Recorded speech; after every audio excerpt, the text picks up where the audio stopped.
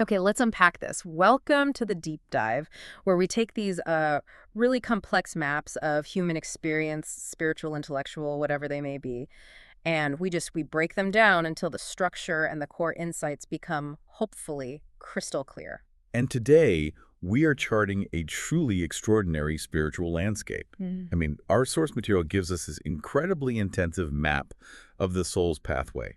It analyzes the sequential steps for a believer to move toward a complete and really life-altering union with the divine. Yeah, it's a dense text, but the central metaphor, I find it captivating. It's such a great way in. It is. The source describes believers as rivers, all flowing back to this ultimate ocean, which is God.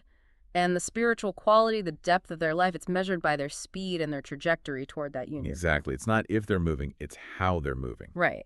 And our mission for you, the learner, is to quickly and thoroughly understand this whole progression. We're going to try and identify the specific pitfalls that can halt spiritual progress for decades. And most critically, to grasp the truly paradoxical nature of ultimate spiritual maturity, which, as the sources just keep emphasizing, requires, and this is the quote, losing everything to gain everything. That is the ultimate twist, isn't it? I think this text, it gives so much clarity on why deep spiritual growth so often feels more like a profound defeat than some kind of steady upward progress. It really does. It completely redefines strength. Loss, especially the loss of our most treasured spiritual experiences, our perceived strengths, that becomes the non-negotiable precursor to gain. So true. Divine strength is only found where our own human weakness is just completely exposed and accepted. Precisely. And that right there, that sets the framework for understanding the three different paths, or as the source calls them, the three types of river we see flowing toward the ocean. Let's start with the largest group then, the category that I think many of us have probably spent a lot of time in. The source calls them first-class believers, the slow stream. The slow stream. And yes, they're moving, but their progress is, it's slow and it's weak. What's the defining characteristic here? It's a complete reliance on self-generated effort. The reason they progress so slowly is because they rely so heavily on external assistance. Church structures, other people's guidance, rigid routines, and their main focus is always on managing their external behavior. They're confusing religious effort with spiritual progress. They absolutely are, and this is where that brilliant pump analogy comes in. It just clicks for anyone who's been there. Yeah, talk about that. They're like a pump. They only have water when they are actively, forcefully drawing it out. Their entire religious life is sustained by their own sheer willpower, their own detailed plans, their own methods for trying to find God's presence. And the result of all that self-initiated cranking, it's just inconsistency. Total inconsistency. Their lives are described as wavy. The moment that spiritual feeling disappears, they're easily discouraged. They become hesitant, constrained by their own expectations and these really rigid schedules for seeking God. So all this doing is driven by a deep kind of subconscious self-reliance. Exactly. They're seeking God's grace, but really only to supplement their own attempts, Wow. rather than just resting completely in the fact that grace is enough on its own. Okay, but hold on. If the slow stream relies on effort, isn't some baseline of effort just required for faith? I mean, where do you draw the line between necessary discipline and this flawed self-effort? That's the critical distinction. The flaw isn't the discipline itself, it's the source of the energy. Discipline that's rooted in self-will, that's seeking a spiritual feeling or some kind of reward, that's the slow stream. The moment they stop cranking the pump. The water level drops. The text suggests that this kind of believer is just constantly living in a state of spiritual debt and anxiety because deep down they know they can't sustain the effort. So if they're exhausted by cranking this pump, what's the prescription? How do we help the slow stream, speed up? The instruction is, well, it's radical. It's a complete shift in focus away from the intellect and toward the heart. They have to be encouraged to seek God, not through the mind. Yeah. So not by piling up theological knowledge about how God is or through precise definitions, but through love. Just love. Just love. The heart's life is cultivated through simple, dedicated prayer, through faith and pure love. And it has to be detached from that need to acquire more knowledge or more intellectual insights.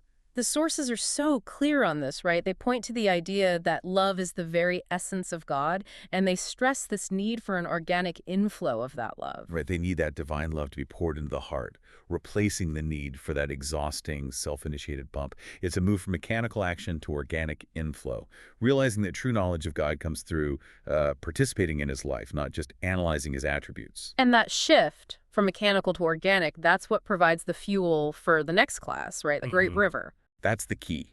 It fuels what the source calls the second class, the Great River, which flows not by effort, but by this pure divine energy. So this is the second path, second-class believers, the path of light, the Great River. They've been, as the source says, forcefully pulled out of the slow stream by divine intervention. They're flowing swiftly now, powerfully. Yeah, these believers are often the most visible, the most charismatic, the most, effective workers. They flow like a great river, strong, swift, overflowing.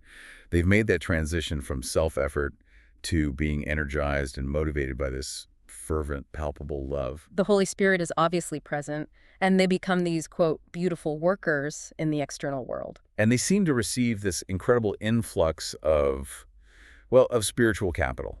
The text really emphasizes their abundance. We're talking copious gifts, stunning insights, prophetic visions, dazzling revelations, dreams. They sound unstoppable, strong against temptation, resilient in trials. Willing to make huge, obvious sacrifices. Externally, you look at them and you think they're at the absolute spiritual pinnacle. And yet, this is where the danger lies. This is precisely why this is the most perilous stage of all. The sources spend a lot of time warning about the crucial danger, the pitfall of this path of light. Why? What is it? It's because they possess such visible, undeniable gifts. And because they're admired, sometimes even revered by other people, their consciousness inevitably, subtly, turns back onto themselves. Ah, so they stop using the gifts as a means to pursue the giver. And instead, they settle down and they start to rest in the comfort and the beauty of God's gifts. It's a very subtle shift, often totally subconscious. They mistake the beautiful means for the ultimate end. The divine light that was meant to guide them becomes a mirror for their own accomplishments. And the spiritual intoxication, it leads directly to some very specific faults. Yes, classic spiritual pride, but it's highly refined. It's vanity, a deep self-satisfaction with their state, self-esteem, and, critically, viewing themselves as spiritually superior to others. They become confident and fixed in their own spiritual perspectives. They often really believe they've reached the apex of communion. It's a tragedy of spiritual wealth. They become so rich in experience that they get spiritually bound by their own possessions. Exactly. They cling to their inside quietness and their happy communion, thinking they've died to the world. Yeah. But they've completely failed to die to their inner wealth. They fear the poverty that's required to possess nothing but God alone. And that wealth, that sense of superiority, it translates into how they treat other people. It creates a real harshness. The behavioral weakness that comes from this is a high expectation of everyone around them. They get easily tried and distressed by the failures and the slowness of weaker believers. Because they can't empathize anymore. They can't. They can't even effectively help those who are operating at a lower spiritual level. They forget that their gifts were given out of grace, not because they earned some kind of superiority. I see the irony. So their spiritual richness, it creates this massive barrier to any further progress. It creates the greatest barrier of all. The text notes that being so full of light and gifts and these pleasurable experiences makes entering the next stage, the pure life of faith, much harder than it is for the weaker, slow-stream believer. That's incredible. Why? Because who among us has the courage, when you're surrounded by all this spiritual bounty, to openly lose all of that accumulated spiritual wealth, to let go of those beautiful, confirming experiences? It requires them to voluntarily step into what feels like a spiritual recession. So the prescription for progress for this person on the path of light, it must be absolutely radical. It is. They have to be guided away from a life based on feeling or sight, these visible, quantifiable experiences, and into the darkness, into the unseen realm of pure faith. Which is that New Testament idea, right? Walking by faith, not by sight. Focusing not on the things seen, but the things unseen. Exactly. To make that connection clear for you, listening, they have to be encouraged to stop valuing the experience or the gifts and to move beyond them, focusing solely on the giver. To pursue that knowledge of Christ, even if it means sacrificing everything they once cherished. So the realization has to dawn on them that there's a deeper life in God, a union that far exceeds their current beautiful state. And that God actually gave them many of those gifts because of their inherent weakness, like giving a kid training wheels. Not because they were strong enough to handle them without pride. They need a deep internal conviction that the gifts are just disposable tools, not personal awards. And that transition point, moving into the darkness, voluntarily shedding all that spiritual wealth, that's the gateway to the third and most rapid class of believers. This is where the true deep dive begins. Okay, so if the second class was the great river, the third class is the torrent.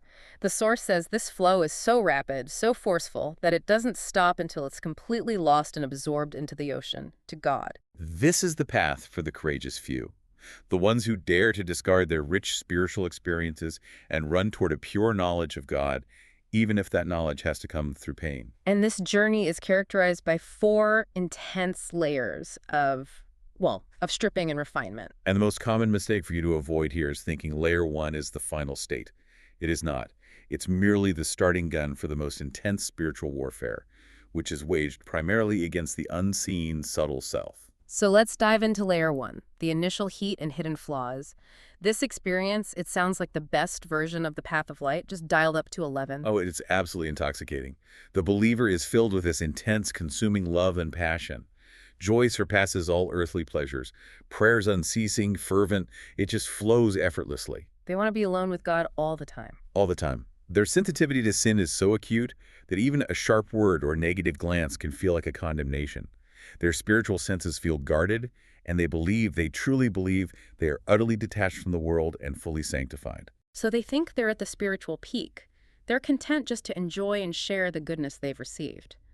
But the sources give this stark warning. A very stark warning. Many believers stop right here. They're satisfied with this visible, beautiful, and deeply satisfying emotional experience, which is constantly being affirmed by the admiration of other people. And that satisfaction is a signpost for deeper issues. Because this layer contains hidden flaws, what the text calls the deepest self-deception, which God has to ultimately target. Right. And the faults aren't external sins. They're these deep-seated, unseen operations of the self. What are these unseen flaws that are buried so deeply? Well, the first is a deep, subtle self-exaltation. They secretly, maybe only in the smallest corner of their heart, they pity those who lack their intense, joyful experience. And this superiority is rooted in a hidden pride. A hidden pride which, ironically, causes them intense pain over very minor external faults or perceived failings. Why? Because they desperately desire to be faultless and perfect in the eyes of others. It's self-love masquerading as a hunger for moral purity. They're also described as taking God's gifts as their own, subtly forgetting their weakness and falling back into self-reliance, even hastiness in their speech, seeking subtle forms of attention. And crucially, because these flaws are entirely internal within the machinery of the heart, the believer often remains totally ignorant of them.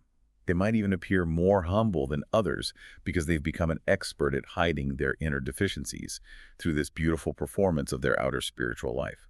So the intervention, the push into layer two, it arrives when spiritual dryness occurs.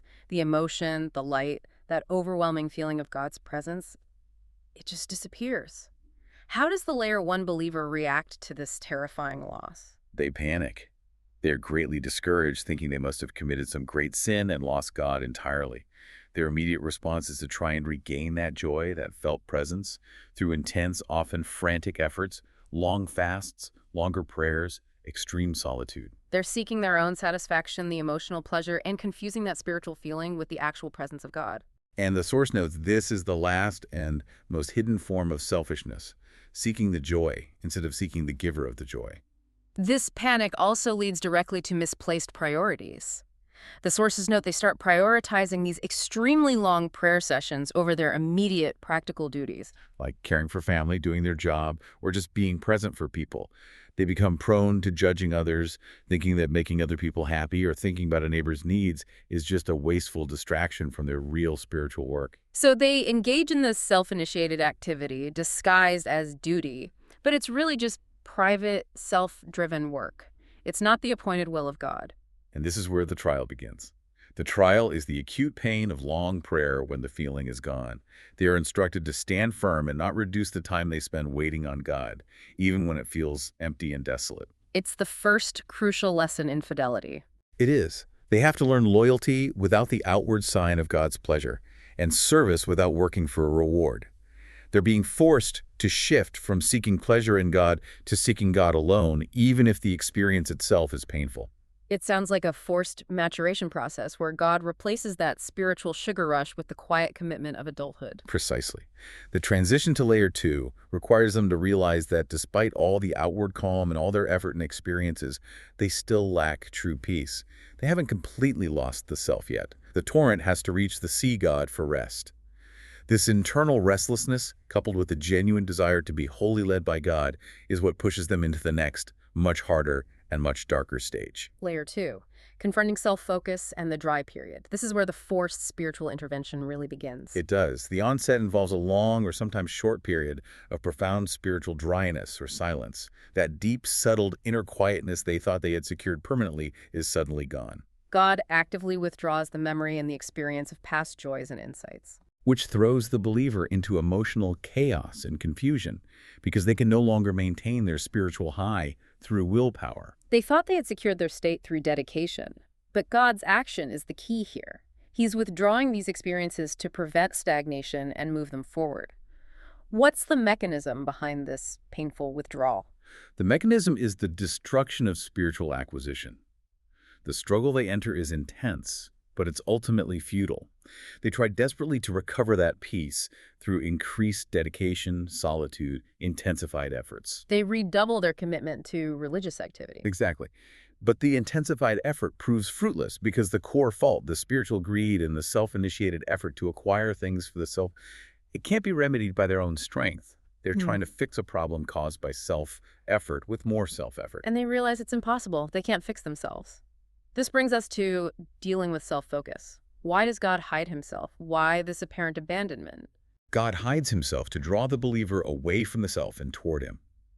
When God withdraws a taste for spiritual things, the difficulty in prayer, the loss of inner peace, all of this forces the believer to confront the depth of their own inherent weakness. They realized they were relying on the feeling of God, not the reality of God. Exactly.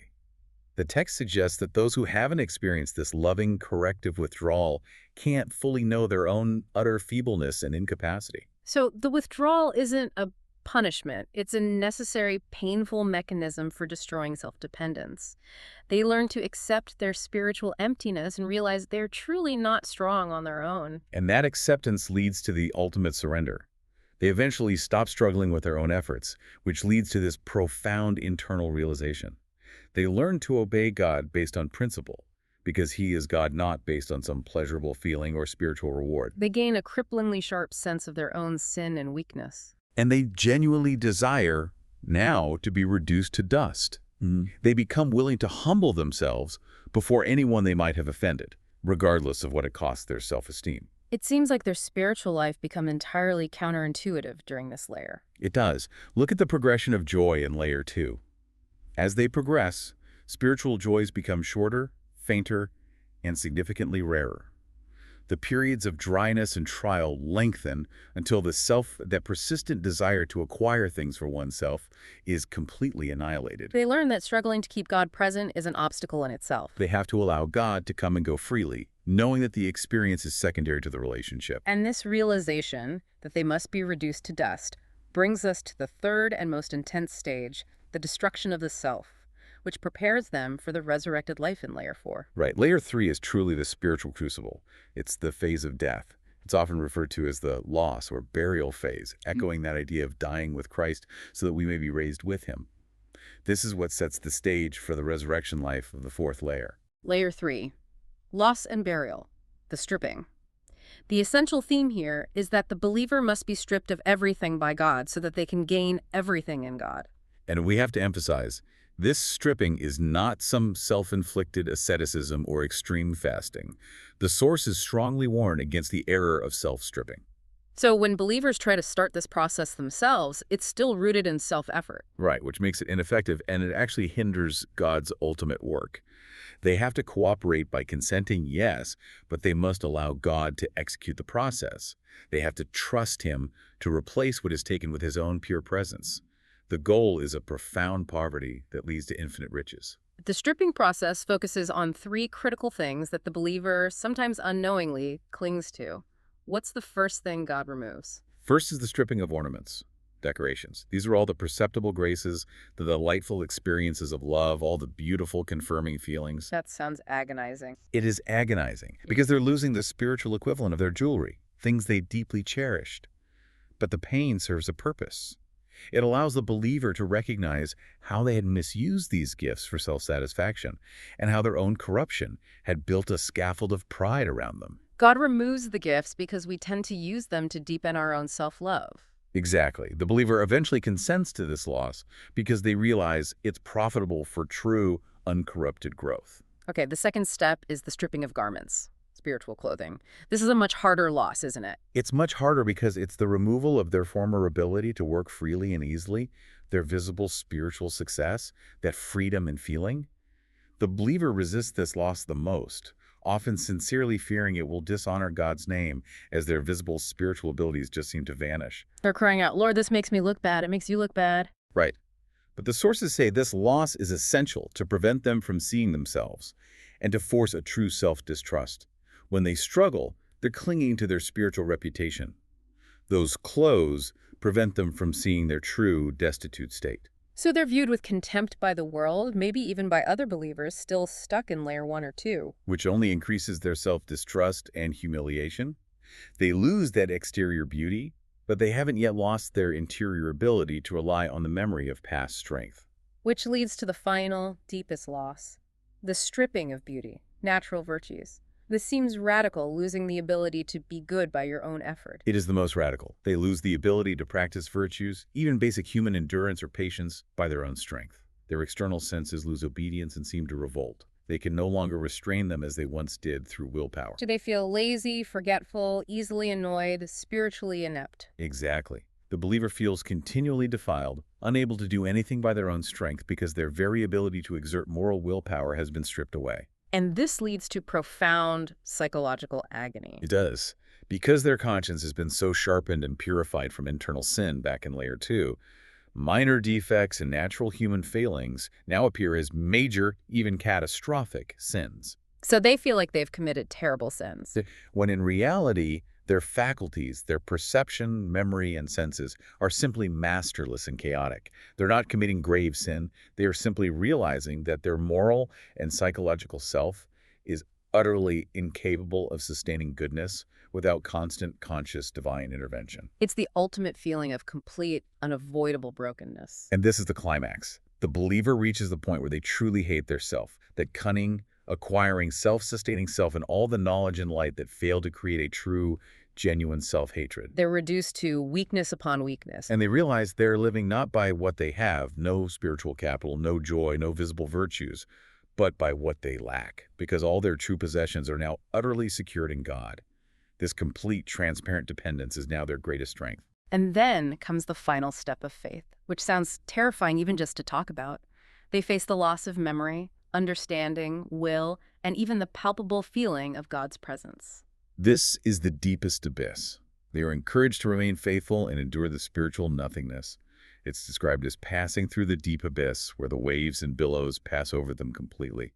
Only after passing through this total death, this complete renunciation of the self as a functional spiritual agent, does the resurrection life begin in layer 4. The river has finally flowed into the ocean. Layer 4, life out of death. The river has lost its distinct identity. The self is gone, and now possesses the infinite measure of the sea. And the characteristics of union with divine life show a complete shift in agency. The believer now operates outside of themselves, finding infinite measure and capability only in God. They are no longer the one governing their life, they are the governed. God becomes the sole internal principle of their existence. Yes. And this sounds intensely disciplined, but the source describes it as natural living. It is natural because the activity flows from the divine nature within them. God's life works so naturally that it resembles the effortless processes of nature, like the lilies growing without effort or the birds flying without anxiety. They no longer have to think about how to act. They just surrender their duties and allow God to will and work in them. Which must result in perfect rest and peace. A peace that is unchangeable and surpasses all understanding. They are completely satisfied in God because they possess Him entirely. And crucially, They don't need to retreat inward to find God in fixed contemplation, Why not? because God is everywhere, in the external environment, in their daily duties, and they are simply resting in that constant, boundless environment. And the joy, the unlimited joy, it's there, but it's silent, isn't it? Yes, it's often imperceptible to the external observer. It's a deep inner well of happiness that can't really be spoken of, an eternal spring. And there's a key theological distinction made about the will here. It's not annihilated. Not at all. They are not automatons. Their will is perfectly harmonized with God's will. They freely, joyously, and naturally will what God wills, without any internal conflict. This simple life means they're above the need for visions or dreams or revelations. Their life is utterly simple, focused on God as the single center and source. And that simplicity changes their perspective entirely. The boundaries between the highest, most public works, like preaching, and the lowest, most mundane works, like sweeping the floor, they completely disappear if they're performed in God's will. Any action aligned with God's purpose is equally cherished and performed with ease, This unified state, the source argues, leads directly to the apostolic life. which is defined by effortless fruitfulness. The power flows naturally without the vessel having to worry or think about generating it. It's marked by true freedom, ease, and power in carrying out God's command. Nothing God asks is difficult for them now, though that ease of action often only arrives after they have fully recognized their initial self-driven inability. They possess great power over others, yet all the work is fundamentally God's work through them. Their heart expands constantly, so they no longer see other people, even difficult people, as the trial. But the way they gain knowledge seems to change completely. It shifts from intellectual effort to internal knowing. Knowledge and illumination come through this inner knowledge, often without the need for external visions or explicit words. When they speak or write, they are often astonished to see they're producing things they didn't consciously know, because the content flows directly from the divine center that possesses them. The experience vastly exceeds the intellectual light. And yet this powerful, unified soul is described as the earthen vessel. Right. Outwardly, the believer remains very ordinary, often hidden, overlooked, or even despised by the world. God allows them to be despised and uses ordinary daily life to conceal their profound internal state. But because they are now strong enough, strong in God, God allows greater, often more intense, suffering and trials. This is the final paradox of suffering. Their senses still register pain, often more acutely than before, because their consciousness has been purified of the dulling effects of self-love. But their upper part, the center of the soul, their unified essence, remains perfectly calm, peaceful, and immovable despite the external turmoil. The external suffering doesn't touch the instability. So what are the conditions for remaining in union? Because this state, it isn't a retirement plan, it requires constant, faithful cooperation. It does. The believer must continually surrender to God's governance, actively deciding not to act unless God's life moves them. Faithfulness is not passive, it's not just sitting still. It is activity driven only by the divine life. It's the highest form of disciplined surrender. They have to constantly accept God's will by accepting every daily circumstance, the weather, the conversation, the interruption, as God's perfect will for that moment. Which eliminates regret for the past and any paralyzing anxiety for the future. And the ultimate self-discipline here is avoiding self-reflection. They must actively fear thinking about themselves or their progress, as this immediately leads them back into the self. Exactly. Self-reflection, or trying to judge your own progress, is discouraged because we can't truly know ourselves without God's illumination. We have to see light in light. The sources make a crucial point here. We are never commanded in Scripture to introspect or analyze our spiritual state because we are inherently corrupt and can't accurately judge ourselves. So if you turn inward to examine your progress, you leave the simplicity of God's immediate movement, which brings us back full circle to the cessation of self-effort. God must initiate everything. Correct. The believer has to work with God's movements both internally and in the external environment, rather than initiating their own work, which only leads to fruitlessness and feelings of unfaithfulness. True cooperation means noting how God is arranging the external environment, the circumstances, and aligning our internal action with that arrangement. The result of this four-layered process is a person whose characteristics seem entirely contrary to human logic and, modern striving. The appendices of our source material detail this with fascinating precision. One of the most countercultural traits is that the unified believer stops seeking complex intellectual explanations through natural reasoning. They attain no seeking explanation, non-contemplation.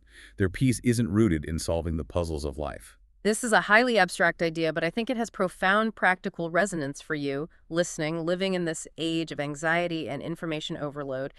It's saying you don't need to intellectually reverse engineer every single event in your life. You just need to trust the engineer. Exactly that. They have come to rest entirely in the reasoning God, trusting that what they don't know, God knows. True wisdom becomes knowing only what God intends them to know and no more. If you try to reason things out naturally, you find no rest until you rest in God, the source of all reason. This state also means they have no condemnation or fear. That internal self-reproach after an action is gone, because their actions flow from the divine nature within, not from forced obligation or a fear of failure. Right. And they possess no disturbing fear of last or future suffering. They are secure in their poverty, and they exhibit no fighting the environment. They don't struggle with circumstances or worry about internal experiences because they understand that they only choose what God has arranged for them in every situation. If they're injured by others, they accept the attack calmly. Calmly, knowing it came through the Father's hand, and their immediate reaction is to grieve for the one who caused the harm. They're no longer narrow, limited, or constrained. They can handle all circumstances with profound ease. Let's address the most counterintuitive paradox of all, the meaning of no work. The unified believer is described as being extremely active, yet they are said to have no work. The definition of work here is key. Work, in this context, implies painful effort driven by the intellect, struggle, or the will's coercion, that continuous cranking of the pump. So they don't stop activity. Not at all. In fact, they are intensely active, but their activity is easy, pleasurable, and entirely natural. It's driven purely by the internal spring of love. So their activity versus effort is completely transformed. Their work becomes recreation and entertainment. It's the natural, spontaneous activity of the life within. It's like a bird singing while flying. The activity is essential, but is not effortful in the human sense of labor or strain. They are simply responding to the opportunities for action that God presents, not forcing the catalysts themselves. And we see the ultimate summary in the 7 contradictions of the united believer, demonstrating the complete and radical transformation from self-centered effort to God-driven activity. These aren't flaws. They are the symptoms of union. Let's take the first 2, which deal with activity and strength. Dead, yet active, and weak, yet powerful. The contradiction is resolved because they are dead to their own goals, pleasure, and ambition. But that death actually unleashes them to be truly infinitely active for God's purposes. And they're weak, yet powerful. Similarly, they've rejected their own strength and been reduced to dust, so they're weak. Yet they are filled with divine power because they have nothing left of themselves to hinder God's flow. Their only movement is when God moves them. All actions are synchronized with God's internal guidance. Okay, next, the emotional paradoxes. Constantly suffering, yet always joyful, and no movement, yet always active. External suffering continues, sometimes more acutely, but the deep internal faith and peace are never shaken because the center of the soul is immovable, anchored in God. And the no movement refers to the end of self-initiated impulsive movement. They're always active, but their activity is movement in God. It's response, not initiation. Then we have the intellectual and material paradoxes. Foolish, yet full of wisdom, and poor, yet rich. They sincerely feel foolish and will readily confess, I know nothing, because human knowledge just pales before the light of God. Yet, God acts as their inner tutor, making them wise in divine matters. And materially or spiritually, they claim nothing as their own. They are poor sons of a rich father. They only claim what they lack, because all their true possessions are in God. And finally, the ultimate shift in devotion, moving from meditation to quiet contemplation. Right. Meditation is willful effort. It requires a fixed time and place, and it's limited to specific intellectual concepts of God. Quiet contemplation, the natural state of the unified soul, is attraction-based and effortless. It's the sweet stabilization of the spirit, seeing God everywhere and in everything, in their work, their home, all inanimate objects. They transition from trying to approach God in a fixed location to recognizing the God who is universally present. And this state is near permanent, natural, and requires no willpower to sustain. The only sign of whether an action is right is the immediate internal calmness or lack thereof. That distinction is so profound. Meditation is seeking the destination. Contemplation is resting in the environment because you've already arrived. So if we synthesize this entire spiritual map for you, the learner, the crucial overarching lesson is this. Spiritual progress is fundamentally and necessarily a process of subtraction before it is one of addition. The greatest spiritual gifts, the most beautiful experiences, the most consistent feelings of peace, they can become the biggest barriers if we rest in them, rather than using them as steps to pursue the giver. We see that the road to the highest life, the path to the torrent, is one of voluntary total loss. And it culminates in the simplest, most natural, and most effective life possible. It's where God acts freely, powerfully, and easily through a completely transparent, self-renouncing vessel. The source material is adamant that God's way of leading people back to himself is entirely contrary to human expectation. It is through destruction that he builds. And through losing life that he gives infinite life. Only by accepting that reduction to dust can the divine essence flow unimpeded. And that leads us to our final provocative thought for you to consider as you reflect on this deep dive. The sources praise the paradox. Blessed is emptiness. How glorious and profitable is your end.